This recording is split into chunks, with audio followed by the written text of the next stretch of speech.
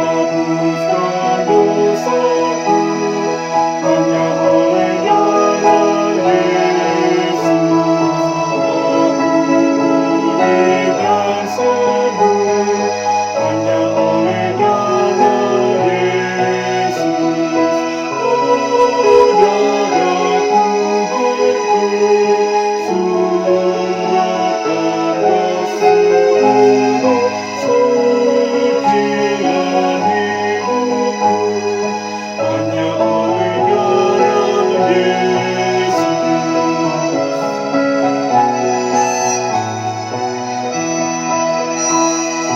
Damai dan harapanku hanya oleh darah Yesus.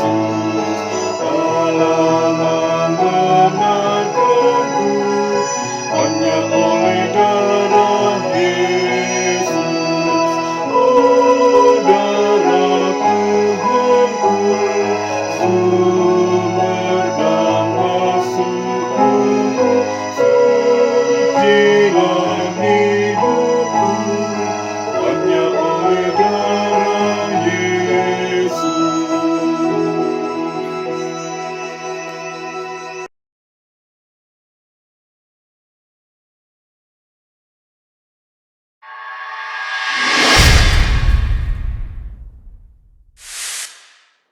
Saudara-saudara, mari kita berdoa.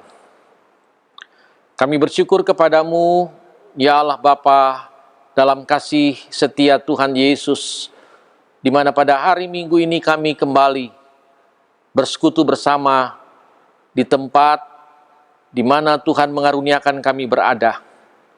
Biarlah roh Tuhan menguasai kami semua, menjadikan kami semua dapat menyaksikan firman Tuhan.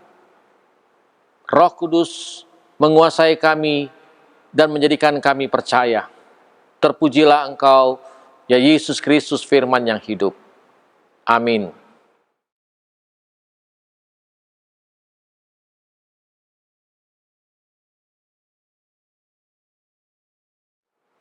Saudara-saudara, pada hari Minggu yang pertama di bulan Mei, dan merupakan hari Minggu yang keempat pada masa peringatan Paskah, kita akan membaca bagian Alkitab berdasarkan kitab Perjanjian Lama, yaitu kitab Imamat.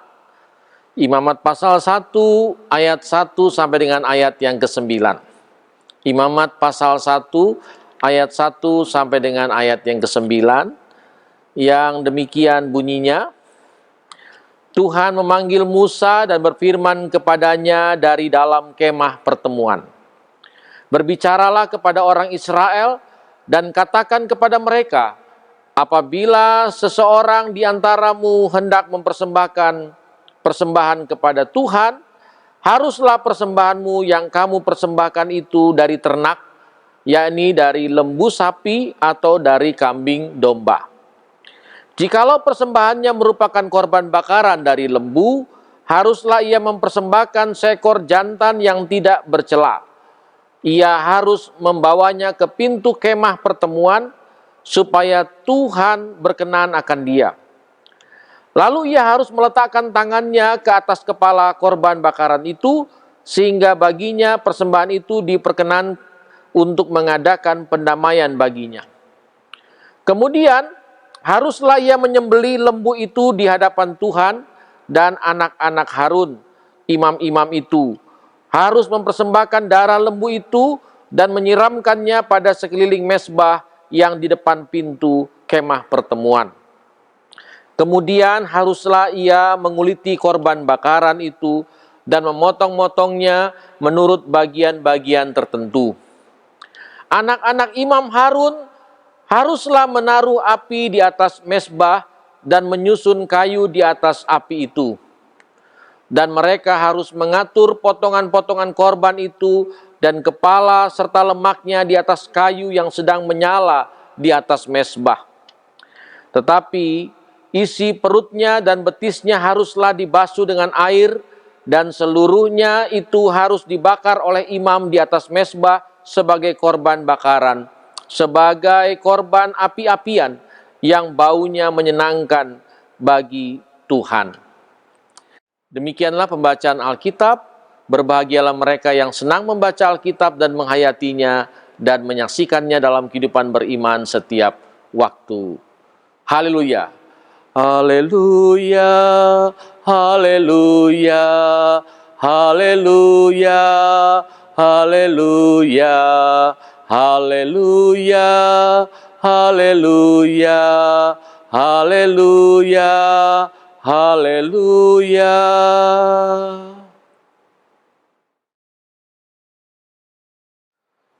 Saudara-saudara yang dikasihi oleh Tuhan Yesus Kristus, di bulan Mei ini kita masih berada di rumah.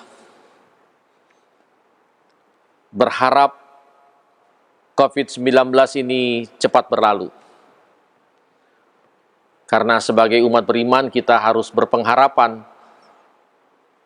Tapi meskipun badai COVID-19 ini masih tetap terus ada, tetaplah terus kita bersukacita. Karena kehidupan beriman kita tidak ditentukan oleh ancaman ataupun kesukaran-kesukaran dalam kehidupan. Karena kita memiliki dan meyakini akan kemahakuasaan Tuhan kita. Iman Paskah itu adalah iman yang membangkitkan kehidupan. Iman yang menimbulkan kepercayaan.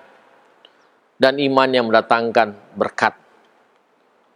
Karena itu, saudara, dalam suasana memperingati Paskah, tentu kita semua ada dalam keyakinan bahwa Tuhan tetap memberikan kehidupan bagi kita.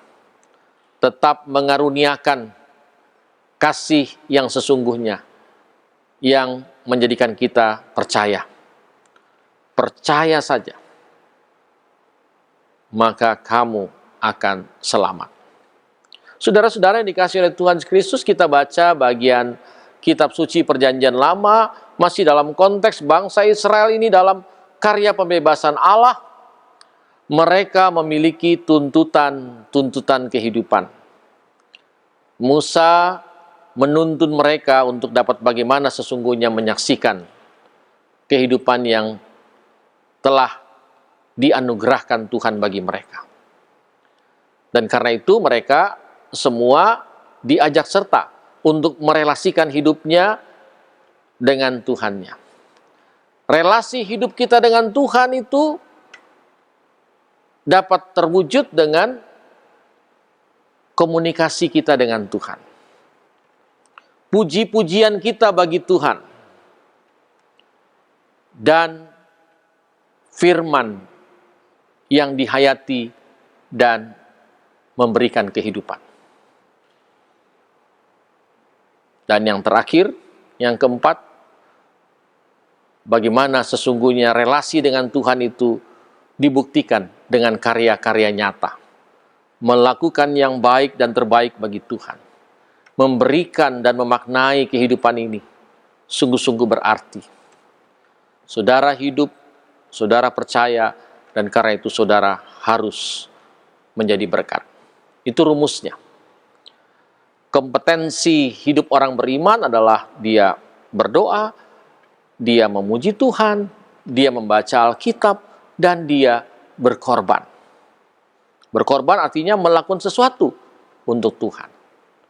Memberikan hidup ini untuk Tuhan.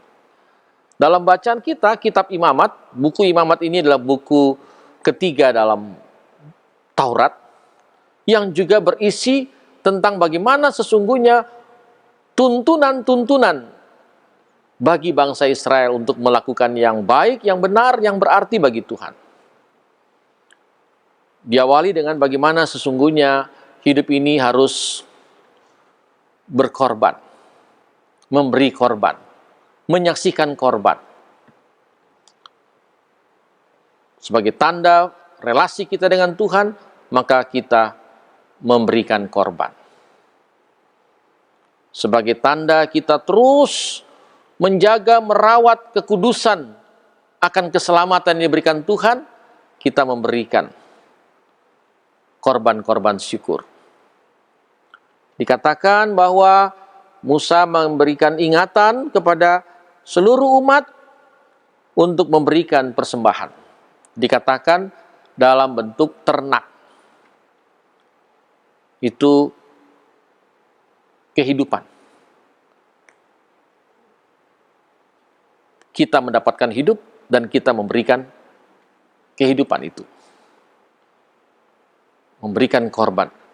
Sapi, lembu, kambing, domba adalah binatang yang terukur secara kualitas. Itu adalah pemberian yang terbaik, yang terukur. Sapi, lembu, kambing, domba. Ternilai. Karena itu ajakannya adalah memberi yang terbaik bagi Tuhan.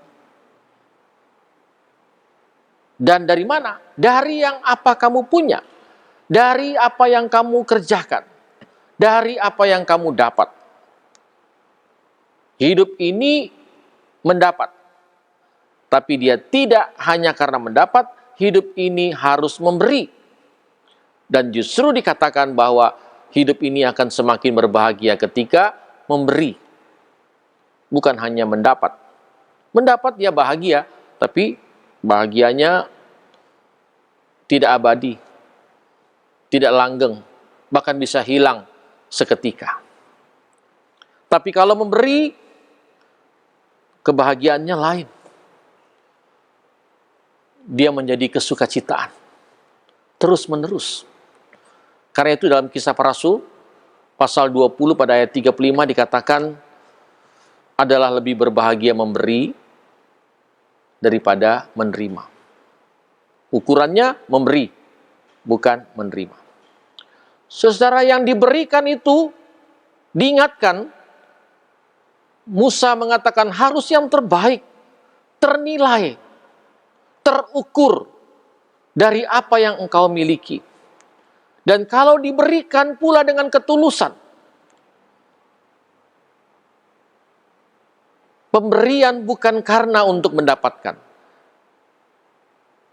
Itulah arti dari sebuah ketulusan. Memberi walau tidak mendapat. Itu adalah ketulusan. Berkorban meski kita mengalami korban, menjadi korban, tetap kita bersyukur. Karena itu kita memberi, kita tidak takut kurang. Itu hukum keseimbangan dan keadilan yang dikatakan Paulus dalam 2 Korintus pasal 8. Kalau kamu memberi, maka kamu tidak akan berkekurangan. Dan kalau kamu memberi dari apa yang kamu punya, maka kamu tidak akan juga mengalami kekurangan. Jadi jangan takut kalau memberi, pikir-pikir, saya masih punya atau enggak? Saya masih dapat atau tidak? Itu beri karena takut kurang. Kalau beri karena takut kurang, kita mungkin mengukurnya, menimbang-nimbangnya. Tapi beri karena keyakinan, bukan karena takut kurang. Beri karena keadilan. Kalau mereka yang mempunyai, adalah sebuah kebahagiaan kalau mereka membaginya. Bagi mereka yang tidak mempunyai, bukan berarti tidak bahagia kalau tidak memberi. Tapi dia dapat melakukan yang terbaik dari nilai dirinya. Ingatlah perumpamaan Tuhan Yesus dari janda miskin yang memberikan persembahannya. Memberi dari apa yang ia tidak punya, artinya dia memberikan dengan ketulusan. Saudara-saudara, Musa dalam bacaan kita mengingatkan bahwa hal pemberian, hal persembahan syukur diukur dari kualitasnya, diukur bukan dari materinya, bukan dari besarannya, bukan dari jumlahnya, tapi dari nilai hati, nilai diri. Maka saudara, dalam rangka kita membangun kehidupan menuju hari depan, kita perlu menata, membangunkan kehidupan meyakinkan diri kita untuk kita tidak berorientasi pada diri sendiri. Firman Tuhan ini mengajak kita pertama-tama tidak berorientasi pada diri sendiri. Kalau kita merasa bahwa kita berketuhanan, berkeyakinan, maka jangan ragu untuk menyaksikan korban syukur. Ingat 4 hal tadi, kompetensi kita. Berdoa, memuji Tuhan, membaca Alkitab, dan berkorban. Memberikan korban. Nilai kualitasnya yang diutamakan, bukan soal jumlahnya. Oleh karena itu, mari saudara, bahwa masa depan kita adalah masa depan karena percaya. Masa depan orang-orang percaya adalah bagaimana berkat kehidupan ini disaksikan. Kita merayakan Paskah, merayakan kehidupan, kita merayakan Paskah, kita merayakan percaya kita. Kita merayakan Paskah, kita menyaksikan berkat-berkat atas kehidupan dan kepercayaan kita. Mari saudara, halau ancaman dan badai COVID, justru dengan kita mau merelasikan diri dengan Tuhan dengan penuh arti, bahkan sebaik-baiknya.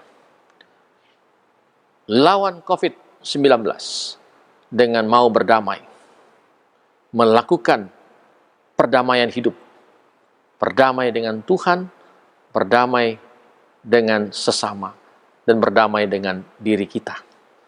Sehingga harmoni kehidupan dapat kita alami. Bagi Tuhanlah kemuliaan selama-lamanya. Tuhan memberkati kita. Amin.